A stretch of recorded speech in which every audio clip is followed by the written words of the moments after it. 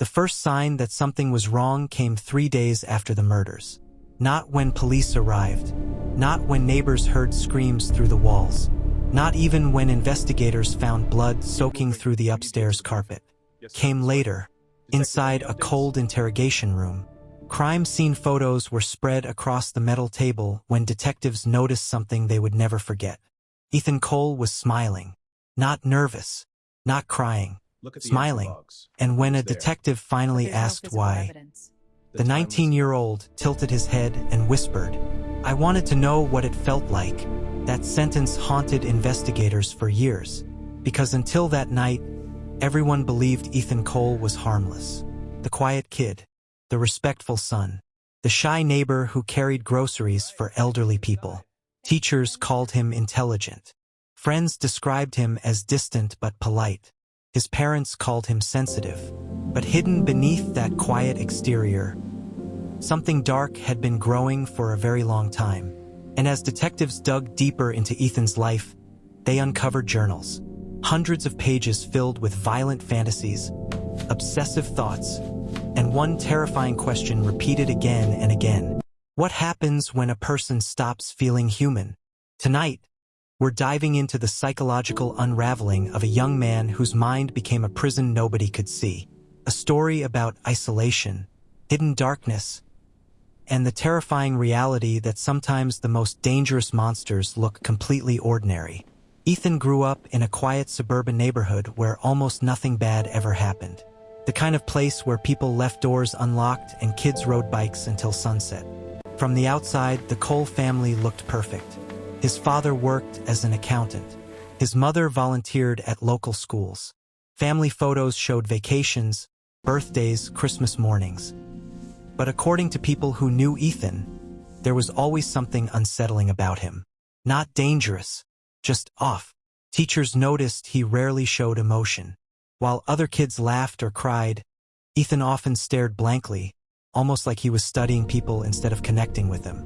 One teacher later said, "It felt like he was observing human behavior, not participating in it."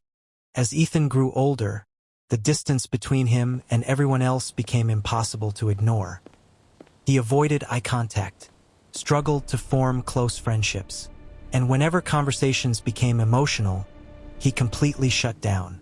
But there was one thing Ethan became obsessed with: control. He hated unpredictability, hated emotional chaos, hated feeling weak, and over time, that obsession twisted into something darker. By 14, Ethan spent most of his time locked inside his bedroom. His internet history later revealed disturbing searches, violent crime documentaries, serial killers, psychological disorders, human emotion, death. One search especially disturbed investigators. Can someone be born without emotions? But the terrifying part? Nobody noticed. To everyone else, Ethan still looked normal enough. Quiet, introverted, forgettable.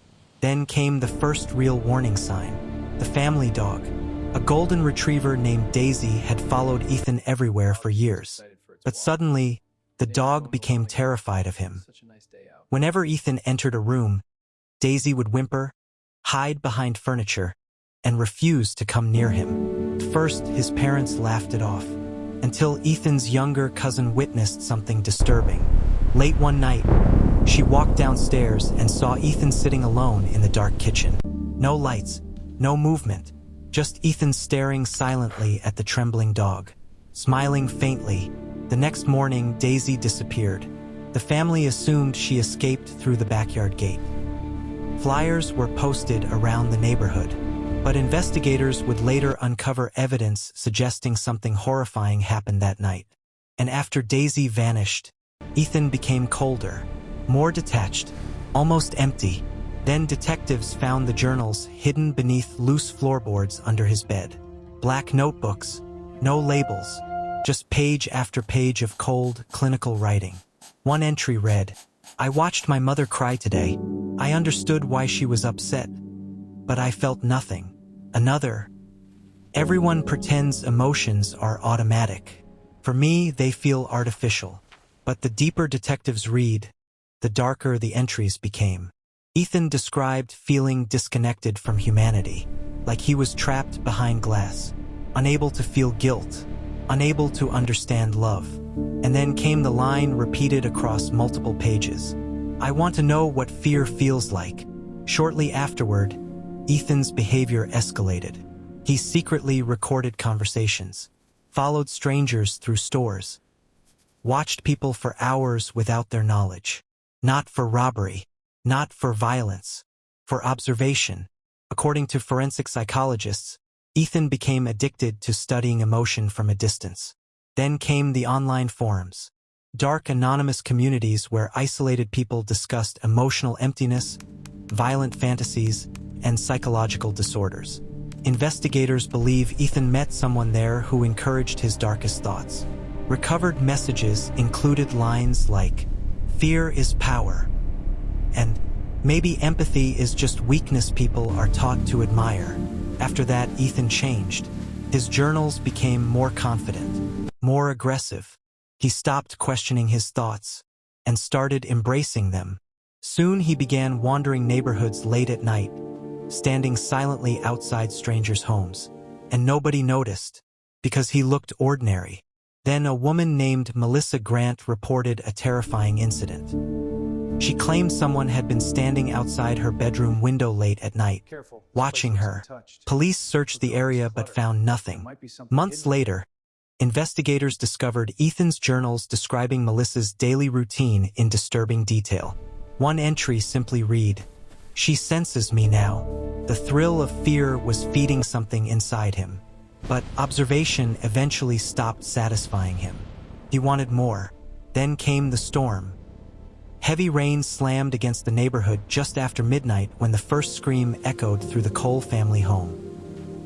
He was downstairs sitting calmly in the kitchen, covered in blood. One officer later said the most disturbing part wasn't the crime scene. It was Ethan's expression. Calm, detached, almost peaceful. When officers shouted commands, Ethan slowly raised his hands and said, "I didn't feel anything." At 3:14 a.m., detectives began interrogating him. Almost immediately, something felt deeply wrong. Not because Ethan was aggressive, because he wasn't. No panic, no confusion, just stillness. A detective finally asked, "Why did you do it?" Ethan stared at the table for several seconds before answering. "I wanted to see if I could feel something." Detectives pressed harder. "Did your parents hurt you?" "No." "Did you hate them?" "They were good people." That answer disturbed investigators more than rage ever could. Because now they faced a terrifying possibility. What if there was no motive beyond emptiness? During the interrogation, Ethan admitted something chilling. "Sometimes I practiced facial expressions in the mirror, so people wouldn't think something was wrong with me." Suddenly, every interaction he'd ever had felt fake.